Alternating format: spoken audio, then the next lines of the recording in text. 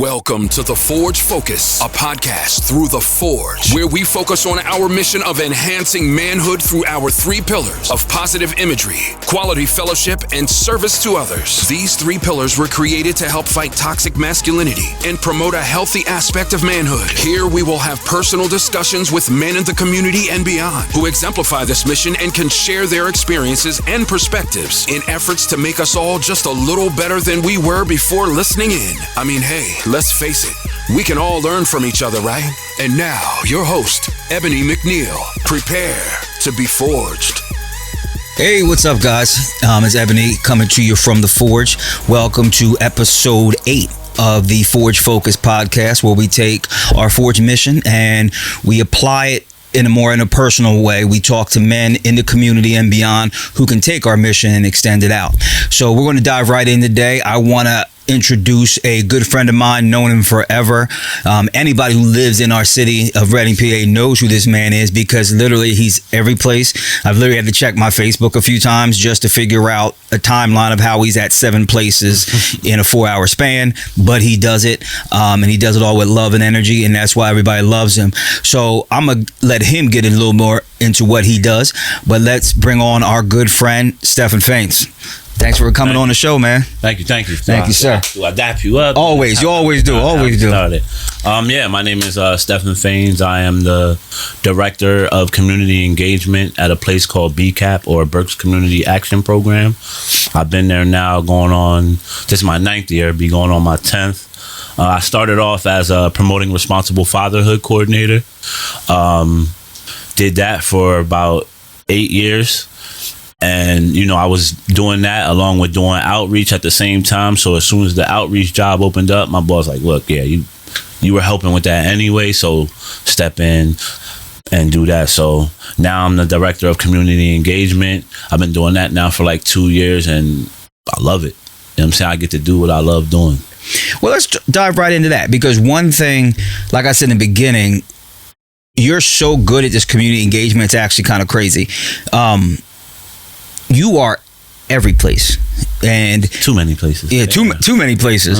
But you are every place. You have BCAP. You have made BCAP's name grow so much, and it's not just the agency is amazing. Yeah. The things that I've learned about and things that the agency does are top notch. But you have grown and then built a team around you that's helped it even grow even more. And talk to them about why you make it a point to be every place, because in that world, in the nonprofit world, people try to be out there, but sometimes you just can't. But somehow you always figure out how to do it. So please explain to the listeners, viewers, your philosophy and why you make sure BCAP's at everything. It's kind of a twofold thing. On one end, my boss, Larry Barringer, I mean, that dude, he's like a dad to me, for real. 20 years ago, when I was a totally different person, one day he comes, sees me, hey, I'm doing the census and you're gonna do it. You know, you've always been a good kid. He don't ask me questions. He tells me, you're gonna do this and you're gonna be fine and you're gonna be great at it. And we just go from there. So that was 20 years, that was in 2000, so 23 years ago. And then in like 2010, BCAP had an opening. They got a grant for like a year. He called me, look, I got this opening. You need to come try this out. You know, it's a career. It's not a job. I think you'll be good at it. Every time I'd be like, but hold on. He'd be like, did I ask you that? I think you're going to be good at it. And, you know, this is somebody, I've known him my whole life. He's my uncle's best friend, everything. So when he used to come home from the military when I was a kid, he was just always somebody that I could look up to. So when you got somebody like that looks at you that way, you don't want to let them down ever. He believes in me probably more than I believe in myself, you know. So, and with him running BCAP, it's my job to support him that way. You know what I'm saying? And on the other end, I grew up in a funny situation, you know what I'm saying? I grew up having a famous brother and stuff like that. So I was the kid that everyone else thought they knew what I should have been doing. Everybody thought they knew how I should have been and where I should be. So when I look at these kids, I'm like, everyone's telling them who they are. You know, I went from being Stephan one day to I ain't know who I was. You think you better now. You think you special now. You think that happened in a overnight thing. You know, one day I went to school, I was normal. Next day I went to school, you think you better? Oh, because your brother's famous, you think you So what I do is really to fight for those kids who really don't care, because I really never cared. I was just always happy for my brother. But the stuff that came with it, I just never understood it. I never, why should I support him? He don't do nothing for me. I'm like, he's from Reading. He's inspiring you. And that's the way I've always looked at it. And so it might be a 3-part answer, because that's why I do what I do. We're from Reading. This is our city. We gotta love it. We gotta be it. We don't get to just point out the people that ain't from here and don't show enough love, or point out the places that are closed down. We let them close down. We stop supporting them. You know what I'm saying? So we gotta be who we say we are, and we gotta protect our city. You know what I mean? So I've always loved Reading in a different way. It's crazy. What I really do, I support the city the way I wish my brother was always supported. That's really the gist of it, because he's from here, he ain't got to pay your bills, he ain't got to do nothing for you. This is a guy from our place. The same way I support every business in Reading. That's why, just because you're from Reading, I saw you growing up, I saw you in high school. That's what's up. If you make it famous one day, it don't got to do nothing for me. It don't got to make me feel bad. Nah, you know what? If my little $20, $50 helps out, and they get to take off and see what I've been able to see in this world, great. You know what I'm saying? Because I was lucky. You know what I'm saying? My brother making it, that's luck. That doesn't happen all the time. So I've just appreciated the positions I've been in and seeing both worlds. Like, I was going from Reading to NBA games every weekend. So I'd be with NBA superstars some weekends, be home with my friends who ain't got nothing, and seeing that, there's 2 worlds out here, This world don't care nothing about this world over here, And so for every time we go to a Sony event and everybody's giving free PlayStations away, and I'm like, wait, at home people would kill for this. They would. So hold on, what's going on? Like, that's what started happening to me. Just traveling in both those lanes, I got to see it all, and I'm just like, this ain't right. I got to show everybody from home that, there's a big world out here. We can go do other things. And just because you're from Reading don't mean you got to be a street kid. That don't mean you got to do what the world's telling you need to do. And my brother would consciously do that. We would be somewhere. He would tap me on the shoulder and be like, look, you ain't got to watch your back or nothing here, ain't. This ain't like home, right? This is, and I used to just grasp it, take it in and be like, he's right. There is a difference. There is but it ain't happened overnight. It took me time. It took me a lot of messing up, a lot of, you know what I'm saying, to learn my way, you know what I'm saying? But I eventually got here.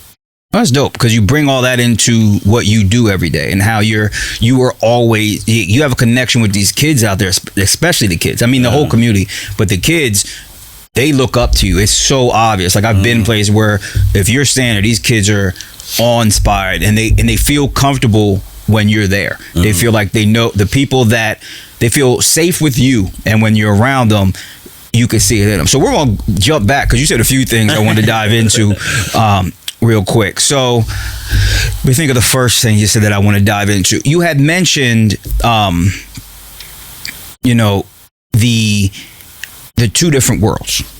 So can you dive into that for us, and what in those 2 different worlds, what do you mean by that? You don't have to get into all the details, but give me some idea of what you mean. Our listeners, let them understand what you mean by there's 2 different worlds out there. I mean, so a regular Reading kid, say sneakers are coming out, and you just got to stand in line for hours and do all these types of things. There's people out here who got family members who work at Nike and they just wait, and stuff be at their door.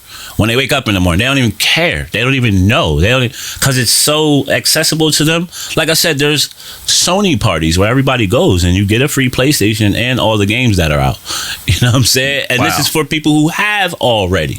You know what I mean? You already have it, and you're being invited to these things. You know what I mean? But the kid who would do anything for it, he ain't being invited simply because he lives somewhere like Redden, and he's acting up because he doesn't know that he doesn't have to do this if he just learns a trade or learns how to do a business or somebody might sponsor him. Somebody might. So all these kids doing what they do, nobody directs them the other way. Nobody tells the kid that's hustling, yo, if you could sell that, you could sell t-shirts and catapult and go and really, because if you can do that and you can chase people down every day, you can do anything in this world. Like, you can, if you could be a street kid, you could be anything.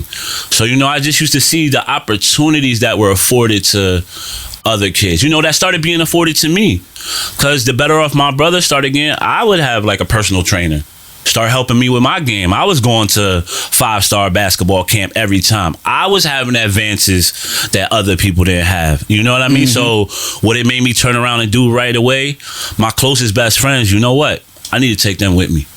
I can't enjoy this by myself. There's no way I'm going to these places and coming home and just talking about it, and none of my people can enjoy it. You know what I mean? So I used to just start doing that, start being more conscious of it, this is different. And you can't be mad about it. So my job is to show my friends, there's this in the world. There's these places. I was just here with my brother and them, and guys over here starting their own businesses at 21 while we're still just hanging out. And you know what I mean? You get to see so much, in this world. So more or less things like that, where you see the people who have, they always have, because they always get taken care of. And when you're a have not, you kind of see that people are trying to tell you need to earn your way. You need to wait on something. You need to. It's like, hold up. There's people out here ain't trying hard at all, and they getting everything. And there's kids out here that are busting their butt, and nothing's coming their way because they're not around opportunity. Right. You live in Redden. Who's gonna go by and see you at the park playing? Where in New York, LA, you could be at McDonald's and bump into somebody, and your life's changed that fast. Facts. One thing, when I listen to something you had said, and it ties into two parts of your conversation. You had mentioned that Larry, he saw something in you didn't even see in yourself, and he saw the potential you had. And I really like that you said he didn't technically ask you to do nothing. He said, I know you're going to be good at this. I'm going to get you to do this because it's going to benefit you. And I think that when you mention a lot of the kids or a lot of people who don't know that there's a different world out there, they also don't have that person who believes in them that way. They don't have that person saying, you can be doing more, so since you won't do it yourself, I'm going to make you do it. And that's major, because honestly, Larry, who knows where you would have been. I tell him that every day. He's always like, man, you would have been fine. I'm like, no, I wouldn't. No, take all your credit. He definitely deserves all of it. And the crazy thing he did for me was somebody did for him. He talks about being in the military and how a dude sent him to sergeant school. And he said a dude's that he says to do, man, I ain't sign up for that. He's like, I know, you're going. Go. You know what I'm saying? Yeah. Changed his life. You know what I'm saying? And that's the thing too. I give myself a little bit of credit because I've listened to him too. I like to talk about that type of stuff all the time. We got to give ourselves a little credit and things. So he's done a lot for me, but I'm sure he's offered these opportunities to other people and they ain't take them. Facts. You know what I'm saying? So you got to commend yourself sometimes just for saying, when he offered me fatherhood, I'm like, Larry, I grew up, my dad wasn't around, and I ain't go to college. He you live this life, right? You're a father, right? You with your kids, right? The rest of the stuff, you'll figure it out. We gonna do this. I see you can do it. You know what I'm saying? And I've just always made my position that way, to be that person who, I've noticed that every time one of us go tell a friend something, an idea, everybody tells you right away there's no way you can do it. So I've made it my thing that anybody calls me and tells me they got an idea, yup, you can do it. Yo, what's up? What do you need? We need just people to support us like that. 99 people are going, yo, you can't do that. Why are you even thinking ideas like that? We all need at least one person to be like, nah, yeah, you can do that. You know what I'm saying? So Larry, he's played a big role. Before him, I had Don Juan Cooper, you know what I'm saying? If you're from Redden, you know Don Juan. And that dude, I just was yelling at him yesterday, telling him he made me like him. You know what I'm saying? I'm never late.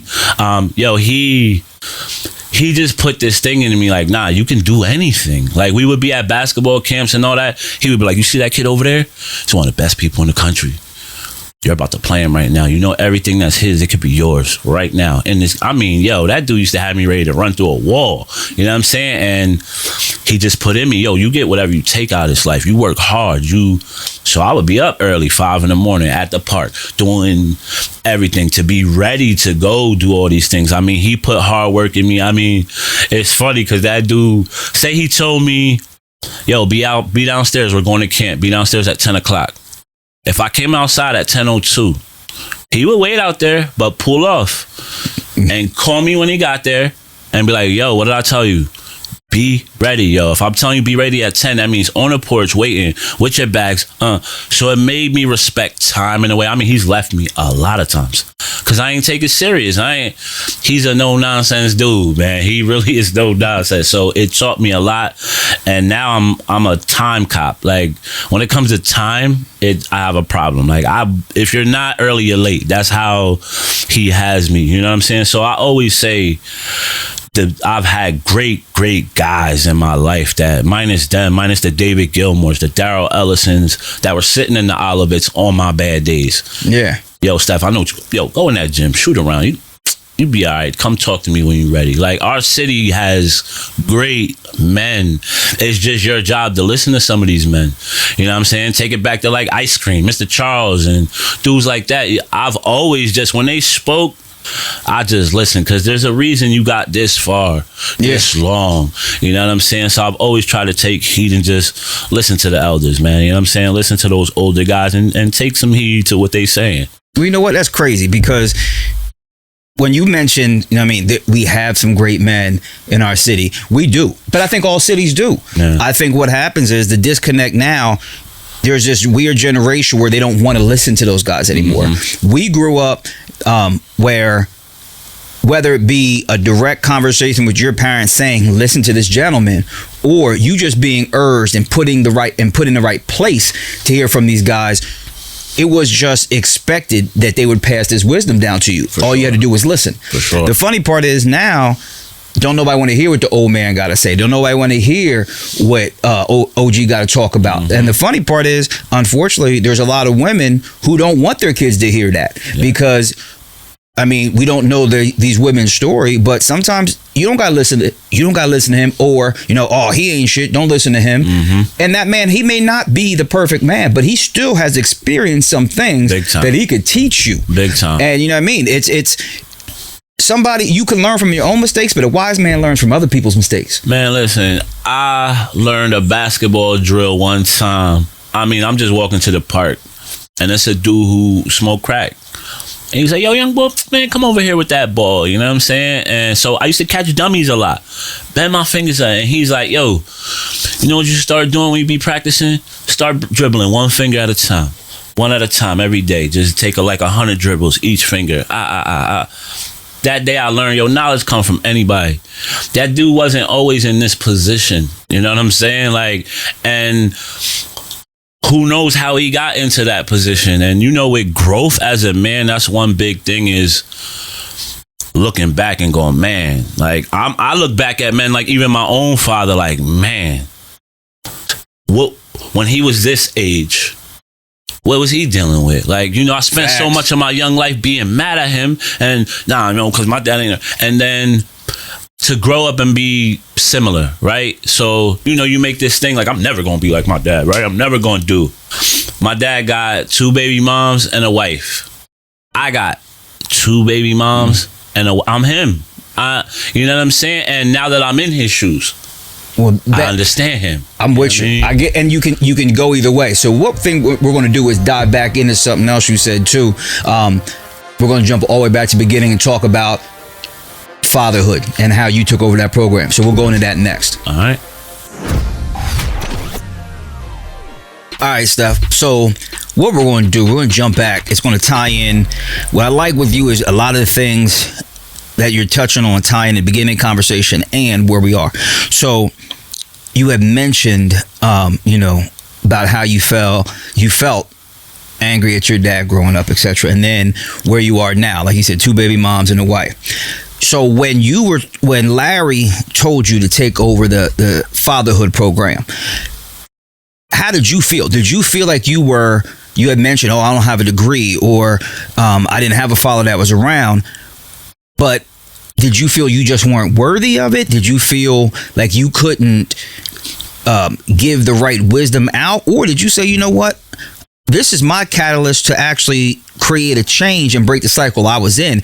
Because usually if someone comes from a house maybe with no dad or whatever, it's just like someone, you always hear the analogy, okay, somebody who grows up in the house with an alcoholic, either the kids can become either alcoholics themselves or they never drink. Right. So with you, how do you think what you went through shaped you to be who you are? Because you went from a fatherhood program and then grew it to the point they said, no, you're bringing out so many people, you got to do more. So first go into how you felt starting that fatherhood program, but growing into that, and then what it led you to.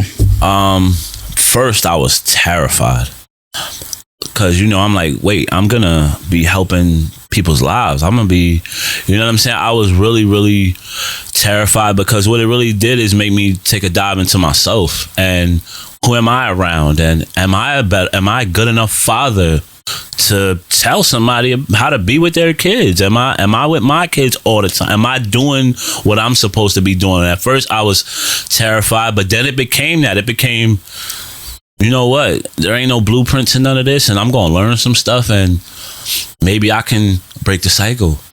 Maybe if I take this job, my son can see me doing something like this. My kids can see this, and maybe this can change something. You know what I mean? Maybe it can change a whole trajectory or something. Like, that's what ended up making me take it, because I went from being scared to, let's see what happens, man.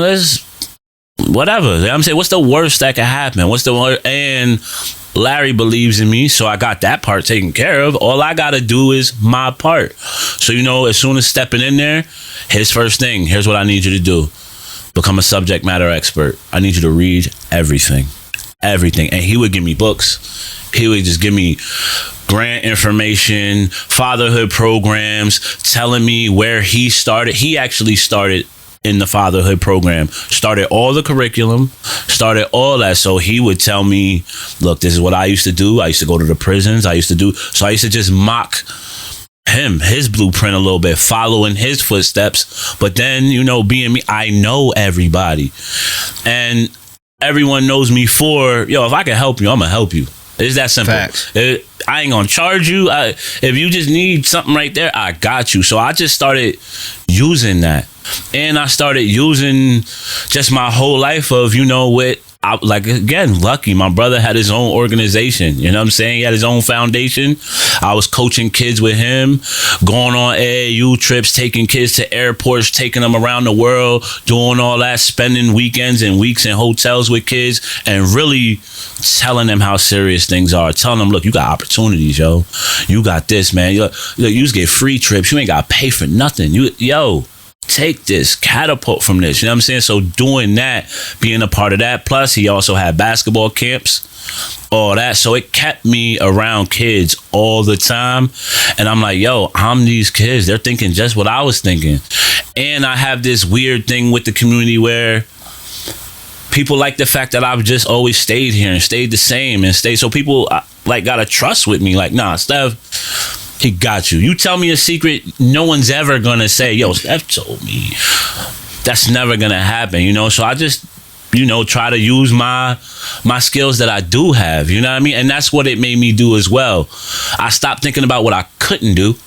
Damn, I didn't go to college. What do I do, though? You know what? I'm that friend that if one of my friends is about to do something stupid, I'd be like, whoa, you think that's smart? Yeah. So the qualities I did have, I just started throwing that in, like, and I'm gonna do that with these guys that I don't even know.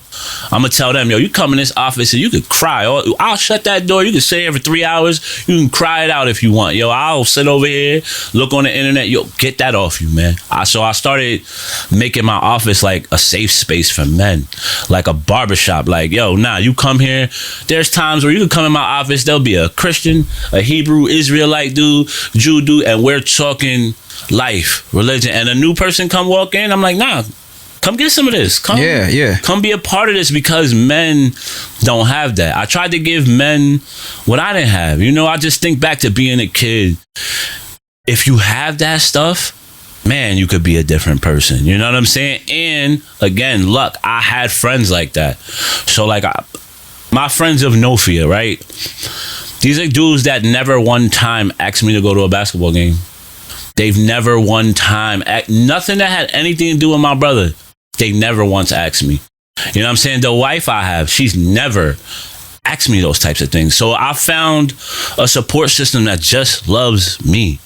How I am, nothing extra, nothing more, and that right there really saved me. And I wanted to give that to other people. You know what I mean? That same safe space, that same support of no matter what you're doing, no matter what's going on, I got you. You know what I'm saying? So that really helped a lot. You know what I'm saying? So again, when I be talking, I can ramble off the subject and all that, but you know what I'm saying? Really. No, I'm gonna read you back. I'm read you back. So all three, I went from terrified to curious to I got this. You know what that's the perfect transition, because some people get stuck at one thing where they jump right to I got this and ain't ready for it yet, and it messes them up. So it's pretty cool to hear your growth and how you grew in that position and actually grew the position at the same time. Right. That's pretty dope. So one thing I noticed, and it's funny because, you know, me and my wife actually had the conversation about it. You mentioned your wife. I see you as a great father, and I could see the great relationship, and I don't say great as in perfect, but the great relationship you and your wife have. Yeah. So with you always being someplace, and a lot of times it's after work hours, it's evening. How is that with your family? Like, is there an understanding there? Is it they're happy to see you doing that? Like, how does that translate to home? Because I know there's some houses where if you're out too much in the evening, like, you need to bring that on home. Yeah. How does that work for you? Because it doesn't seem like it negatively impacts your family. Nah, my wife, man, she's amazing. Like, she knows what I love to do, and she cool with that. She's 100%. She also, she thinks I'm great. You know what I'm saying? Like, the good that I do a lot. Damn, you about to have me cry up in this, you know? It's all right, bro. That's what we're here to do, you know? Like, a lot of the good I do is because she thinks I'm good. She believes, like, when I mess up, she be mad at me for not believing in myself. Like, yo, you know you better than that. You know you like, so it's a lot of, she supports me. She ain't never, oh man, you be out there too much. You know, plus I try to make them a part of it. I try to bring them anytime I can. You'll see my kids at every event. They're at, my son, my youngest son, he's at every event I do. That dude been doing Meals on Wheels with me from the beginning. So, plus my wife's a helper. You know, she's an interpreter for deaf people. Yes. So, you know, it kind of just works. You know what I mean? She helps people the same like I do, and she sees how passionate that I really am about just helping kids. You know what I'm saying? Like, really just letting kids know, yo, just be you. I tell her everything. You know what I'm saying? Everything I go through, all my thoughts, my deepest thought. So she knows me. And I think a lot of men don't give their wife that. We don't let our women get to know us, who we really are. What we really hurt by, because you know, a lot of these men are telling you, yo, don't ever let a woman know how you really feel, or they'll use that against you. Maybe that one will, but if you find a good, right one, and it's even that, it's work, man. To find the right person to do, that's work. You gotta go through some trials and tribulations, and even if your relationship looks amazing, people have no clue the work that goes into a 60-year marriage. People have no clue. And when you talk to the people that have been married that long, they'll tell you how much work it is. Man, I done been with my wife like 22 years now. That's half my life. I grew up with her. You know what I'm saying? And again, like, she thinks I'm great. And I tell her all the time, I don't even think I would do what I do. Her and Larry look at me the same way. They think I'm amazing. They think I can do great things. And I'm like, yo, I can't let them down. Like, you know what I'm saying? I gotta be this person for them. You know what I mean? And it ain't like I don't mess up or I've never messed up. But I got the type of wife that if I mess up, she looks at me disappointed. Like, you know, you're better than that. Not like, oh, you're some failure. Yeah. You're better than that. You're more than that. And I can't believe you don't see that. Like, that's the way she comes at me. You know what I'm saying? I swear, it's like Jedi mind tricks with her. Like, she does it in a way where I just think it myself. She ain't got to say nothing half the time. I'm a lot of times, you know what? And if I do work this whole weekend, I'm taking off Monday. I'm spending time with my wife. I'm not going outside this whole day. I try to put my time where I can, be with my kids, go in their rooms, play with them, do the stuff they like to do. I try to be everything I wish I had. You know what I'm saying? And there's enough time in the day for that. Like, a lot of times we were told that there wasn't when we were young. Oh man, dad worked all day. Oh, your uncles were at work all day. Leave them alone. Man, when it comes to this life and when it comes to love and when it comes to people, there's time, and you better make it happen. Or when that kid veers off and goes away, you let that happen. This world is a deep... Look at it. When we were young, they had peer pressure. That was just the 5 people you hung with might say something to you and could get you to do something. Now you got a whole social media telling you what to do. These kids have machine against them. Yeah. And we're still trying to do old school parenting. You better do what Man, listen, what these kids are up against. Yeah. Some of our friends couldn't control themselves if their parents had, like, pornos in the house. Facts. They were, as soon as somebody left the house, they were going, snatching that thing, going. Now these kids got their own phone and can go do that at 6 years old. Yep. And go look it up. And so what they're up against, we got to try to understand. They are up against a lot. And that, to tie it back in, I always tell my wife, I feel like I was the first person to deal with social media. You know what I'm saying? So with my brother being famous, if my brother got crossed over or dunked on, I had to go to Reddit High the next day. You know what I'm saying? You see what happened to your brother? 4,000 people. Yeah.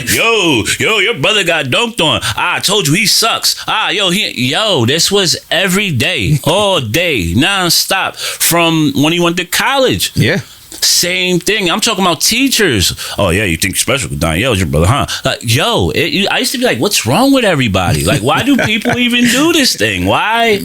I'm a kid. And that's the thing, when I look back now that I'm older, I'm like, I was a kid facing the world. Every time I went to a playground, oh, your brother ain't nothing. He sucks. I'm better than him. I'm like, what's wrong with everybody? Like, I didn't have a clue what was going on. Like, I just was like, I just came to play around. Right? So it made me say, you know what? Let me get as good as I can, just in case people like, I want to play you one-on-one. Like, I'm like, let me do that, I guess, because that's what got me playing ball. One day I'm just at a park shooting around. Oh, you better than that. I'm better than you. I'm like, I don't even play ball. You know what I'm saying? Oh yeah, you better not. I go home, talk to my ground. I'm like, so is this how it's gonna be? So I guess I gotta start getting up every morning, getting to the park, and by the next time I see everybody, we gonna see. Like, you know what I'm saying? Well, it's crazy too. Like when you mentioned the way your wife believed in you, the way Larry believed in you. It's when I think about, like you said, what these kids are up against and the social media and what it tries to make them feel about themselves, and the comparison and the constant need to put on these fake personas for social media, look like you're doing the work. We had John Gilmore on here, I think 2 episodes ago, and he said it's crazy now because now people will film themselves doing the minimal and make it look like they're putting in the real work. For 50,000 likes. Yeah, because they want to have people like them for something that's not even real. But there's nothing like support for your kids, for your husband, etc., that's authentic. Because if you don't get that, you're going to turn to social media to get that feeling of positivity, superiority, comparison, where you were blessed to have Larry do it for you when you were younger. Yeah. I mean, as you came up, and then you had a wife who does it for you now. That's big, because even as an adult, had you not had one of them, you might have started comparing yourself to somebody else out there or doing what social media or the world tells you supposed to do. So what we're going to do is we're going to dive into that a little more.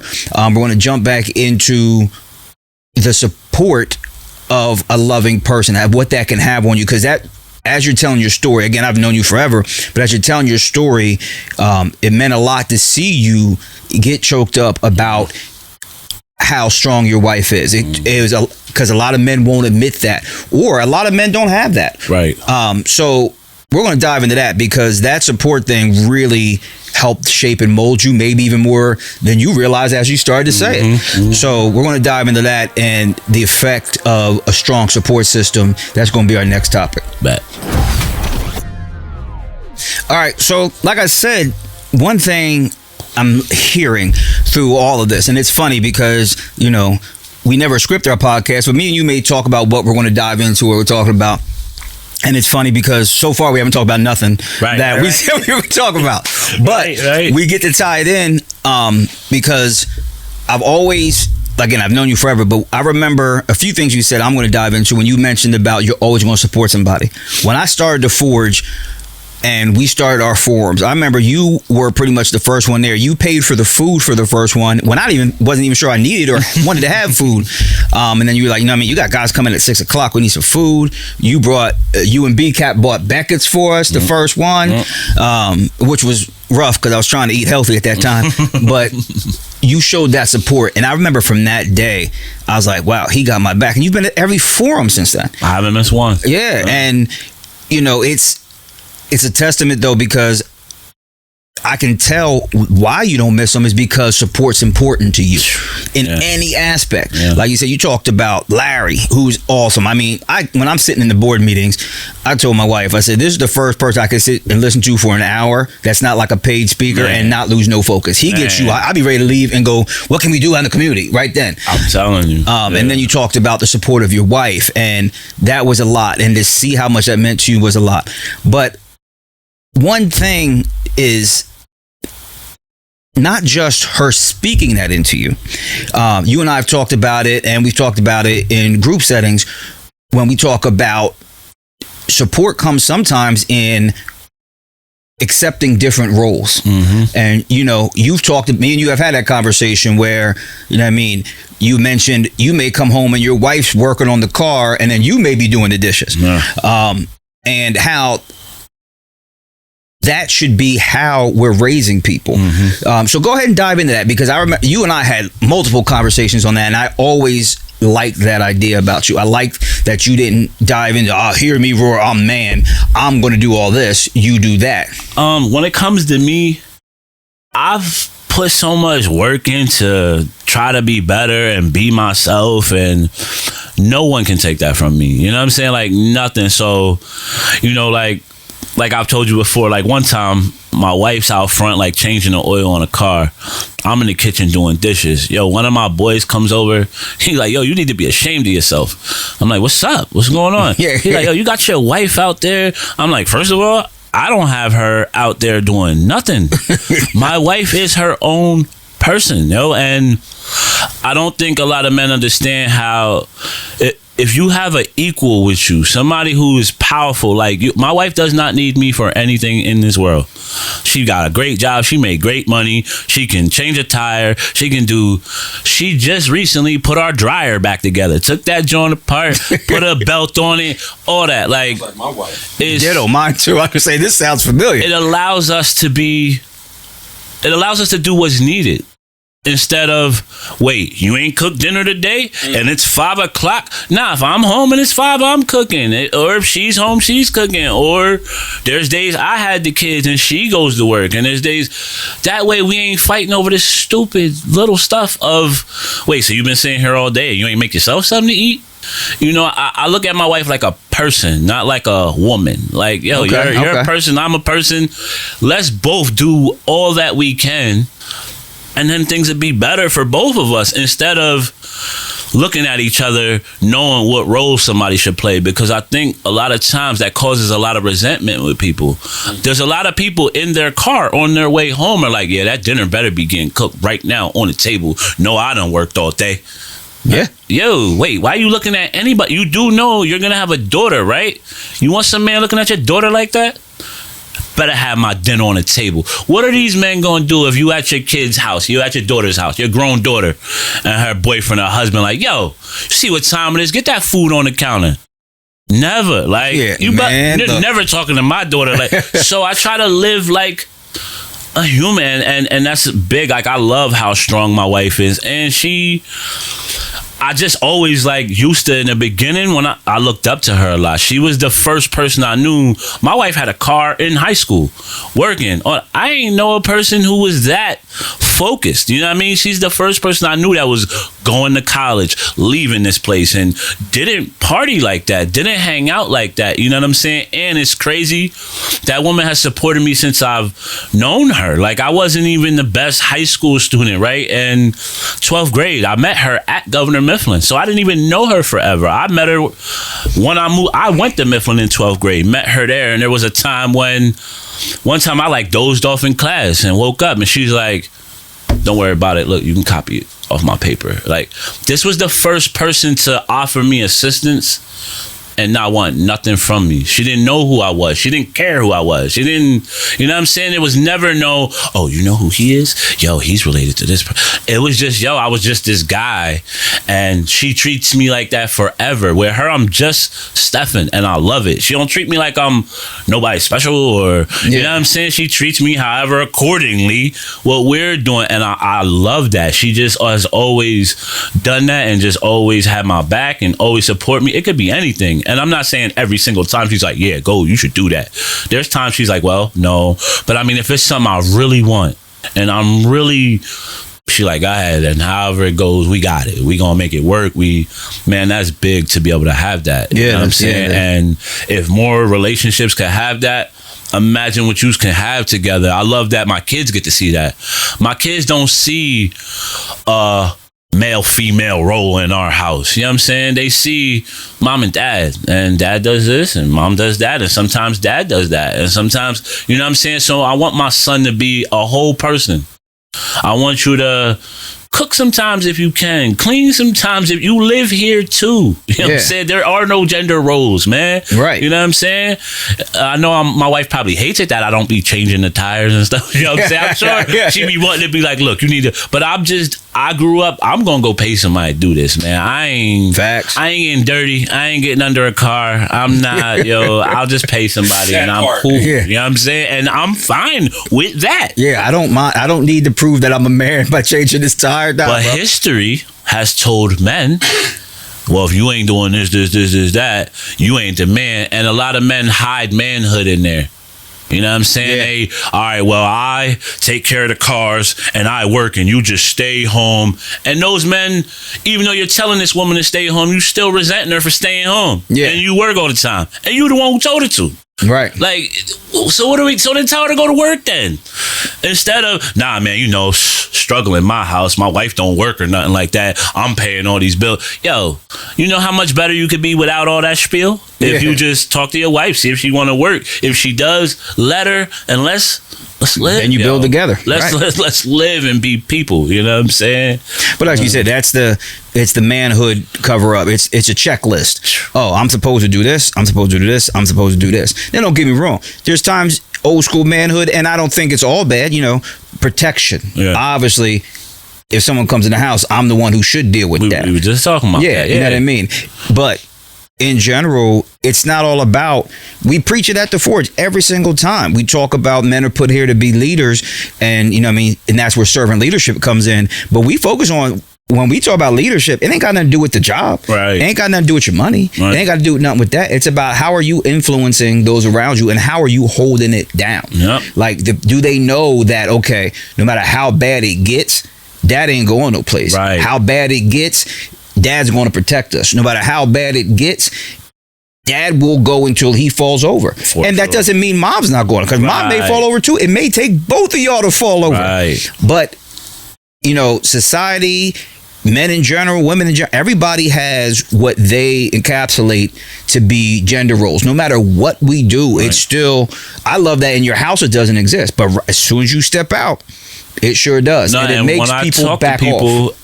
I be having to tell it, like, there was a time my wife used to make way more money than me.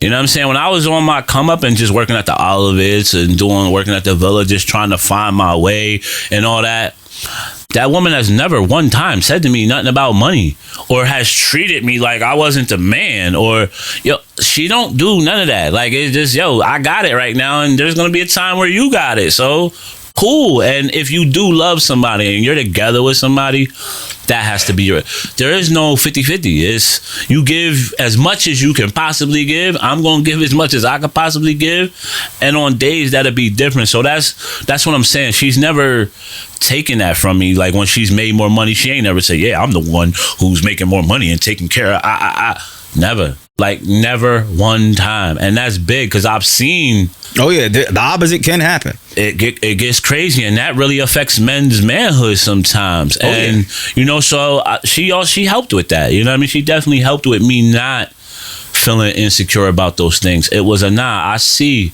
what you're doing. I see your journey. You're trying to help these kids. You help out with our kids. You pick them up from daycare. You do everything you can. So, you know, it's just she was patient with me to become. Now I'm director of, you know what I'm saying? But she loved me when this might not have happened. She was still there. You know what I mean? So that's big. It's dope when you talk about, you know, the whole. She never brought it up. That was big. When you talked about how your manhood, your self-confidence right now is astounding. Again, I already knew it, but like how you said, you're willing to say when she made this much more money than me, she never brought it up, and how much that meant to you. A lot of guys won't even admit that. Yeah. You know what I mean? They'll shy away from it. They may not have even told her when she made more money. They wouldn't tell us that. I was high-fiving my wife. Yo, yeah, good job. Hey, get that bread. You know what I'm saying? Yeah. But you know, it's pretty cool to hear that because when you talk about roles, unfortunately, that providing has become one of the number one justifications of manhood. Yeah. I mean, oh, you don't make enough money for me. Or, oh, why are you with him? He only does this. He can take care of you in every other way. But because he doesn't make enough money, people will say, oh, you ain't, you going downhill. Like, why are you messing with him? He can't provide what you want. But if the woman provides her herself and she's comfortable and she is with you for you, you're good. And one thing you had mentioned, you said there ain't no 50-50. You know, I like to use the analogy of glasses of water. Technically, we're both full glasses of water. If we're trying to fill this middle one, if I pour half and you pour half, there's still some left in our glasses. Right. But guess what? If we only do 50-50, the glass can get to here. It can be full, but that's it. But if we both pour all into it, it's going to have overflow. It's going to overfill that middle glass. For sure. And that's the difference, because what happens is, if you're both willing to put in 100% all the time, you may not have to, but you have to be willing to. Like, you got to be willing to go until you're broke, you're tired, your schedule has to be changed, you're ready to pass out. And if your partner is willing to do that, one of you isn't going to have to, right? Because there is only so much that needs to be done. But I've learned that you got to both be willing to do it. And then guess what? Eventually, you get it all done. You look up, okay, we either got extra money, extra time together, extra things for our home, or we just completed something that now can grow. But you have to be willing to put in that 100. And it's not easy. You know what I'm saying? No. It's not, I'm not talking like there ain't days where I'm like, damn, she ain't cooked today. You know what I'm saying? I'm not acting like I'm perfect and there's times where she come in like, you been here all day, you ain't washed the dishes, yo? Yeah. Like, yeah, that happens. You know what I'm saying? That still does happen, but not having that standard, this is what it is, it alleviates the looking at each other like every day, like, man, you don't be doing this, you need to be doing that. Ain't never cooking. Yeah. Nah, man. You know what I'm saying? There's people who know their wife's sick, know their wife tired, and still expect her to get up and get in that kitchen and do. And I'm like, yo, this is what are we doing, yo? Like, we gotta care about each other out here, man. Right. If that woman fall over, you're gonna be sick, bro, once she can't be here no more. So let's just love each other. You know what I'm saying? Like, let's really just do that, and let's just be cool. And I think everything would be easier if we just did a lot more of that, more consideration, more appreciation. That's a big word in my house. Have you seen my kids? Yeah. Like, yo, what's that C word? They'll say consideration. That's all I say in my house. Yo, even with being a father, try things yourself a couple times. then ask me. Man, look. That's the big thing I'm teaching in my house, yo. Because just because I'm your dad, don't mean use me as much as possible. That's not what that means. I will help. There's a difference between I will help you and I'll do it for you. Right. And I tell my son, my 13-year-old, you know what I mean, he was the youngest for a while, so he got used to if there was a bottle that needs to be open, he could just hand it to you. Now, he's crazy. But it's funny because my 8-year-old, after us instilling that in the older ones consistently, my 8-year-old, he don't want you to do it. He want to do it first, and then he's like, no, I got it. I'm like, you can't open that, bro. But he'll try. But like you said, it's all about letting them know I will help you with anything, but I'm not going to do it for you because one, that means you'll never put the effort out, and two, then when there comes time where I'm not there, you won't understand what it means to try. You gotta try. You gotta try. You gotta want. Those are the big things I try to put into my kids. You gotta want first. Yeah. And then once you want to do something, try it out. And if it don't work, try it again. Try it 10 times and then be like, all right, nah. Yeah. You know what I'm saying? But give yourself... You know, these kids think you do something one time, you got it. Like, even when I'm working with kids teaching basketball and all that, I'll be like, they be like, oh, okay, cool. I'll be like, wait, it took me 2 years to do that. Yeah. In 2 shots, you gonna tell me you got this down pat? You know what I'm saying? But they live in a microwave world. You know, my grandma always used to, it's crazy talk about, man, ever since the invention of the microwave, everybody think you could be something in 1 second. Everybody knew you get something done right away. And it's so true. You know what I'm saying? She's been going now 14 years, and I'm like, but you know what's funny? She's so right. And we can always go back to old school sayings. You put something in the microwave, put something in the oven, which one's going to taste better? That oven's going to taste right. That oven food is going to... You can throw it in the microwave, it may be done faster, but when it's cooked in that oven... And that's everything. That's everything. Everything you can think of. Heat pizza. You can get day-old pizza. If you heat up in the microwave, it tastes one way. You heat it up in that oven... It's brought back to life. It's brought back to the original. But guess what? Ain't nobody got time to do it. Yeah. So it's a big thing in my house, too. Don't do it fast. Do it right. Yep. You know what I'm saying? My son likes to rush. You know what I mean? Yo, do it right, bro. You know what I'm saying? Do it. And, too, a lot of changing me, too. I got grandkids now, too, which is the craziest thing. I can't even picture that, bro. Like, yo, we all have always thought about, you think about being a dad from the time you can. Yeah. Being a grandfather is so different and so crazy. Like, it's something I never even imagined.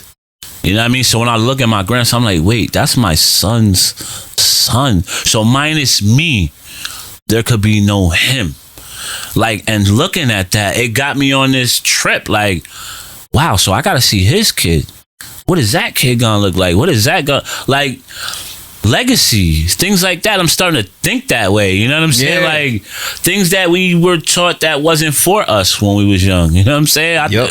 My uncles didn't talk like that. You know what I mean? There's times when I'm walking, me, my wife, and kids, right? We walk into the store, and I'll be tearing up a little bit. She's like, "What's up with you?" I'll be like, "Yo, this family that I have, I ain't even know a family like this when I was growing up. I didn't know nobody that had their mom and their dad and the dog and the family, and you're all... I ain't know not one person who had that. You know what I'm saying? So being it, and I try to tell my wife sometimes too, that's why it's so hard to be it. Because I'm just learning it. I don't know what this is supposed to look like. I don't know how I'm supposed to react sometimes. I don't know none of this. I don't know. I'm just trying my best. And, you know, sometimes even when I snap out, even things like apologizing to your kids, and this is different. This is different from what we were raised. You know what I'm saying? Because we look at our kids differently. We look at them like, wait, maybe you do got something to say.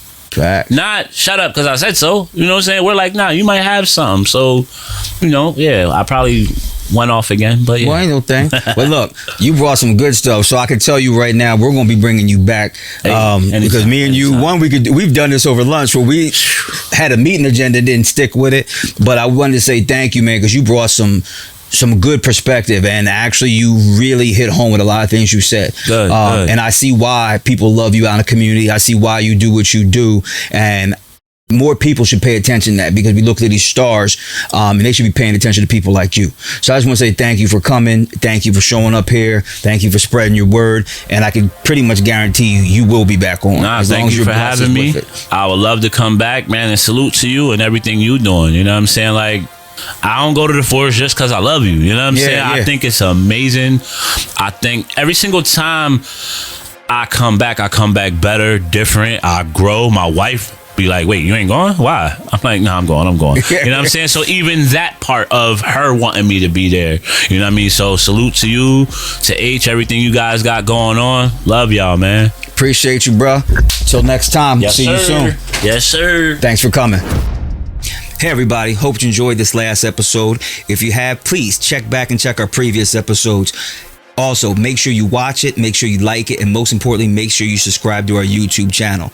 Here at The Forge Focus, we just want to make sure that we're sending out positive vibes and great information from men in the community who can affect it and affect society as a whole. So again, please stay tuned. We got some more great things coming up for you. Prepare to be forged. We hope you enjoyed this episode and, more importantly, learned some things that can affect your perspective on yourself and manhood as a whole. If you have found the value that we expect that you did, we encourage you to hit the like and subscribe button and share this video. Spread the word and tell anyone in your life who can benefit. We'll see you on the next episode. Prepare to be forged.